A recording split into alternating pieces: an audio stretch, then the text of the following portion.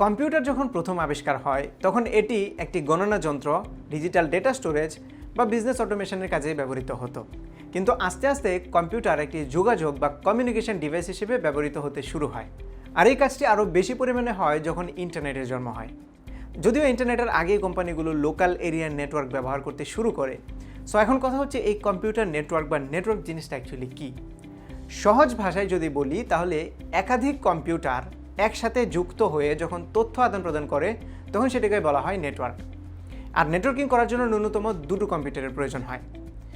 Network কয়েক প্রকারের হয়ে থাকে, যেমন ফ্যান মানে হচ্ছে পার্সোনাল এরিয়া নেটওয়ার্ক, তারপর LAN local area network, then MAN metropolitan area network, then ওয়ান ওয়াইড এরিয়া নেটওয়ার্ক। সো প্রথমেই আসি আমরা ফ্যান বা পার্সোনাল এরিয়া নেটওয়ার্কে।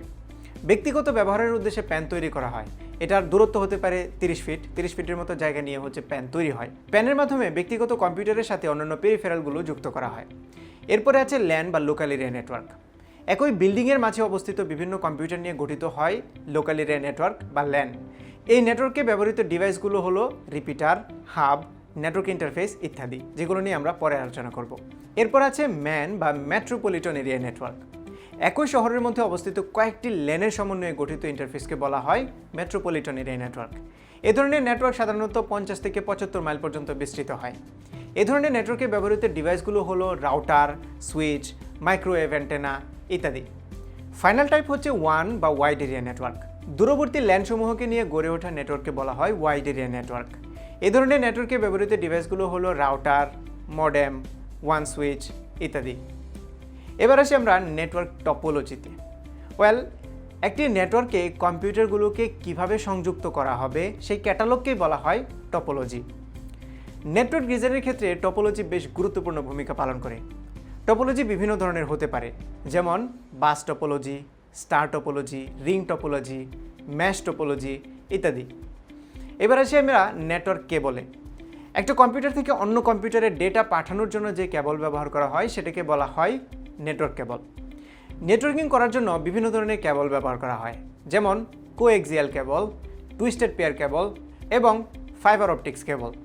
এছাড়াও একটা কম্পিউটারের নেটওয়ার্ক তৈরি করার জন্য বেশ কিছু যন্ত্রের দরকার হয়, যেমন প্রথমটি হচ্ছে রিপিটার। রিপিটার হচ্ছে একটা সিগন্যালকে অ্যাম্প্লিফাই করার জন্য ব্যবহার করা হয়।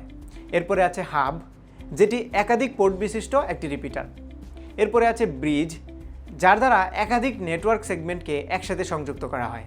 এরপরে আছে সুইচ, যেটা হচ্ছে একাধিক পোর্ট বিশিষ্ট ব্রিজ।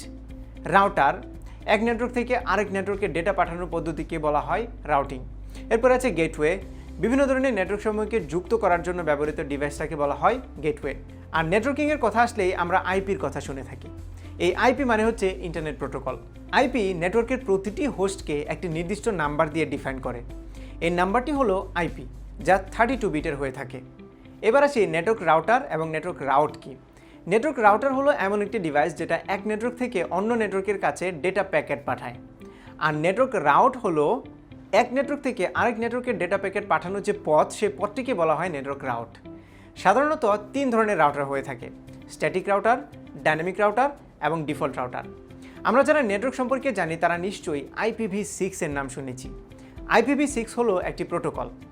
IPv6 এর অ্যাড্রেস হলো 128 বিটের। আমরা সবাই জানি IPv4 হলো পুরনো এবং এটা হচ্ছে 32 বিটের। সুতরাং এর অ্যাড্রেস সংখ্যা লিমিটেড। 2^32 দিলে যে অ্যামাউন্টটা আসে এটা হচ্ছে IPv4 এর হাইয়েস্ট লিমিট। কিন্তু ইন্টারনেট ব্যবহারের সংখ্যা দিন দিন যে হারে বৃদ্ধি পাচ্ছে, এতে করে এই অ্যাড্রেসগুলো দ্রুতই ফুরিয়ে যাবে। এই সীমাবদ্ধতাকে দূর করার জন্যই IPv6 চালু করা হয়। IPv6 এর ট্রিলিয়নেরও বেশি ইউজারকে ইউনিক আইপি দেওয়া সম্ভব। সো আমরা কমিউনিকেশন সিস্টেম এবং নেটওয়ার্কের বেসিক টার্মগুলো সম্পর্কে জানলাম। এই বিষয়গুলো নিয়েই কিন্তু আইসিটি অলিম্পিয়াডে প্রশ্ন থাকবে। আই হোপ আপনারা সবগুলো প্রশ্নের উত্তর সুন্দরভাবে দিতে পারবেন। So good luck with that.